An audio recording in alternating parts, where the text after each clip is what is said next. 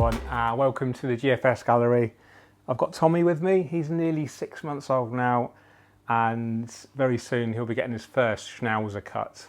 So he's a miniature schnauzer and have a very distinctive kind of beard and a distinctive kind of trim. So at the moment he just looks like a furry teddy bear. So excited to present this video to you. It's going to be an update on all of my aquariums.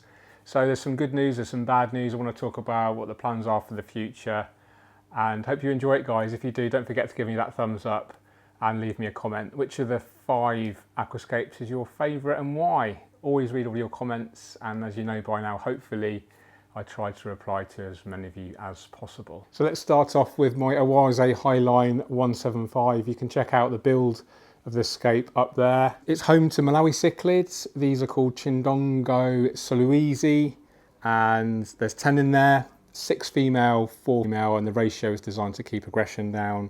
They've already shown great signs of growth. There's a dominant male in there that's getting super colourful. Really, you can really see the blue and these kind of black stripes looking really beautiful. The scape itself is obviously just stayed the same, it's just rocks, but they are getting this coating of algae, which I actually quite like. It's quite a brown algae at the moment, but over time that's going to hopefully turn into a green algae, which I think will look more attractive. And this actually acts as a food source as well for the fish.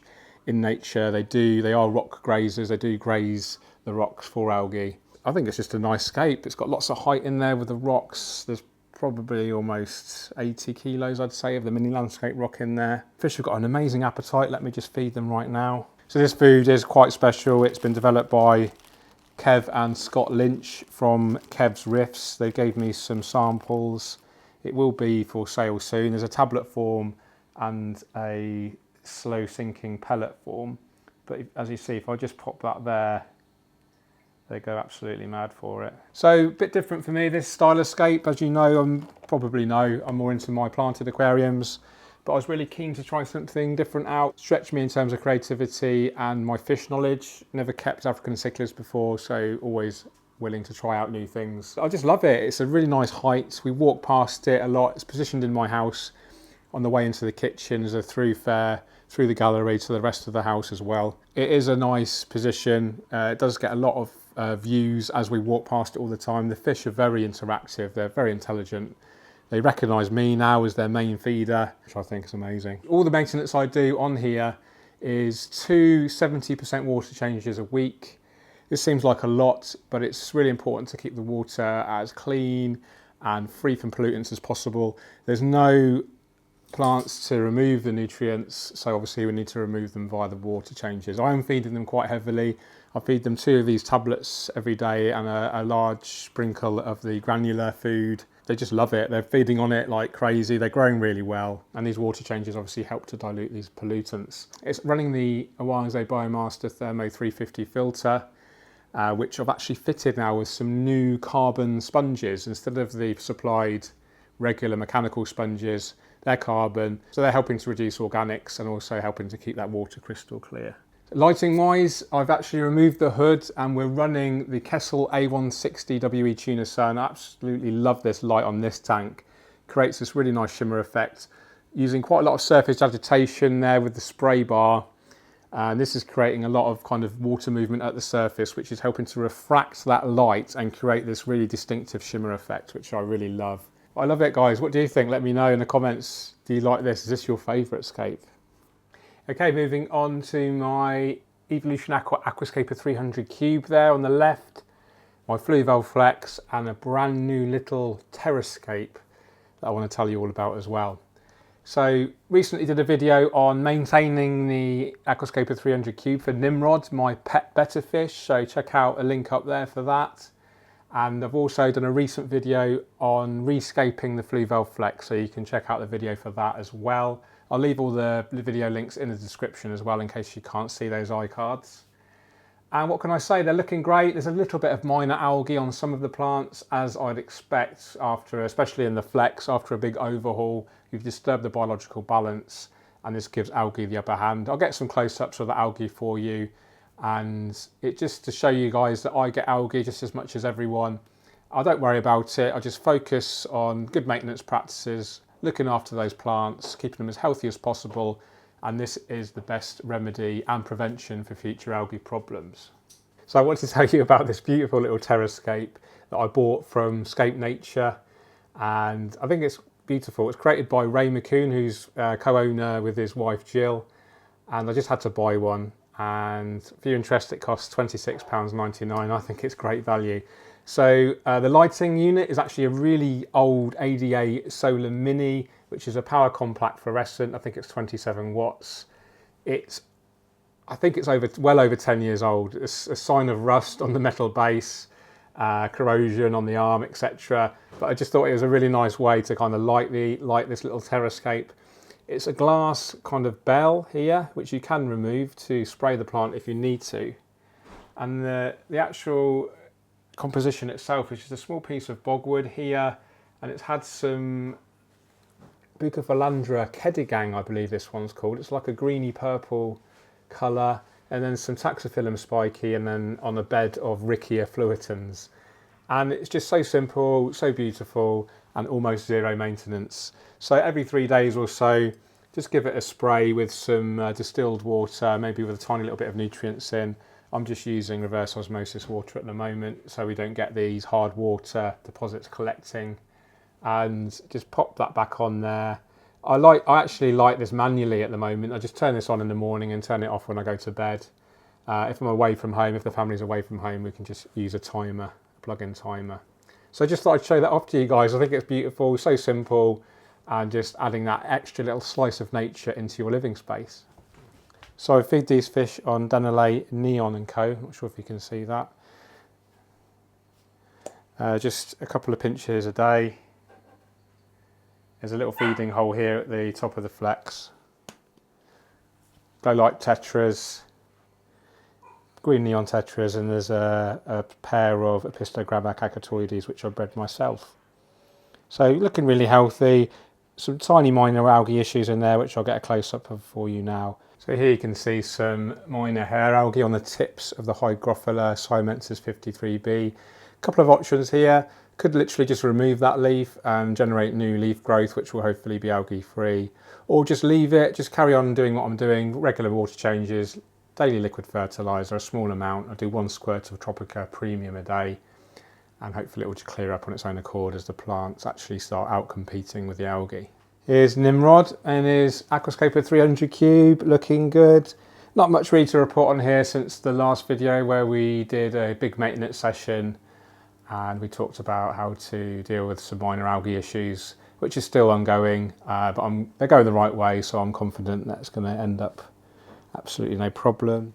Nimrod's really happy, really engaging, real beautiful pet fish. Comes and says hello every time I come to the tank. I feed him a mixture of the Neon and Co, which is also what I feed the Fluval Flex, but also some Dennerle Calanus FD Organic, which is Calanus, which is a super nutrient rich kind of tiny krill which comes from the ocean, and he absolutely loves it. I think it's really good for colouring up the fish as well, but I feed him this a couple of times a day. So this is kind of my main seating area in the gallery where I can view my scapes. The 1200 is just behind the camera and the 600 Aquascaper, the Malawi Cichlids tanks just this way, and then we've got the 300 cube and the Fluval Flex and the terrascape here.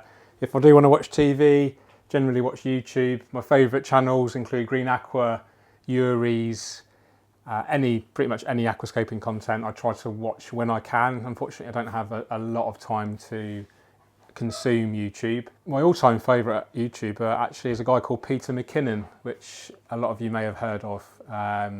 He's really influenced me in sort of upping my game in terms of production and editing, etc. So you might have seen some influence of my material from Peter McKinnon. Last but not least, we've got the Aquascaper 600 and Aquascaper 1200. Classic kind of nature aquarium style, my real core kind of style of aquascaping, which I absolutely love. The Aquascaper 1200, a lot of you will have known I've swapped the lighting from the Kessels over to the Twin Star. You can check out the video either up there or in the description. Hugely controversial video, this one. Probably, I want to say 70% of you preferred the Kessel over the Twin Star. My first impression was definitely preferred the Kessel, But now I've had the opportunity to live with it for a while. I don't know what you guys think. In the video now, it might look okay. Certainly a much flatter light. Don't get that sense of movement and natural effect that you get with the shimmer from that point source that you achieve with the Kessel. But certainly the colours are richer.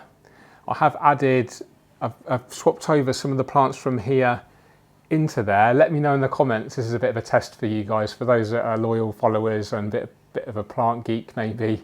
Let me know if you can see what plant I've swapped from here into here. But the scape's looking great. They're both looking good. Some minor algae issues in here, some staghorn algae. It is full of slow growers, this one. We've got Bucephalandra, Microsorum, Cryptocorini, Cyperus. There's no fast growers at all. And I'm running the lighting on full power. So it's no wonder we're getting a little bit of algae. I might actually get another dimmer like I've got for the 1200 for the Twin Star 600S. They're developing nicely. I've got no plans to rescape this one or this one in the near future. I'm just going to let them grow and evolve, and I'm going to share that journey with you guys, and I hope you enjoy it as much as I do. Thanks for watching all the way to this point. As I mentioned right at the beginning of the video, we talked about future plans for the gallery, and one of the most exciting plans I've got is we are going to be setting up this Biorb Air 60. It's no secret that Oase support my channel. They've supplied this. I can't wait to do a full unboxing, step-by-step instructional video for you guys. Obviously going to escape it as well. Also, I do have a Dua Paludarium Terra on its way from Germany. So thanks to the European aquaristic Jörg Bollmann for sending me that over. Hopefully be picking that up next week and setting that up as well soon. So this is going to bring 7 scapes, 8 scapes including the mini Terra, and it's going to be great. I can't wait. It's just going to be surrounded by beautiful nature in this gallery, and I can't wait to share it with you all. There we have it, an update of all the aquascapes here at the GFS Gallery.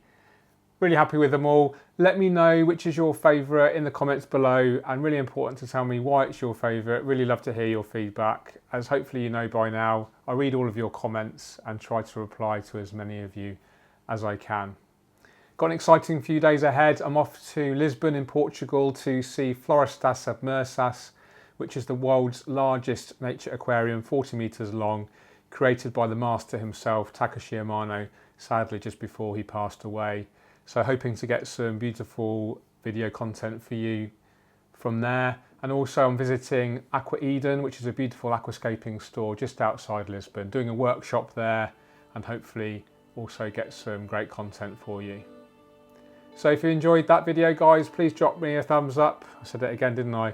Please give me a thumbs up. Drop me a comment below, which is your favourite scape and why. Subscribe if you haven't already, and you take care. Keep on scaping. Cheerio.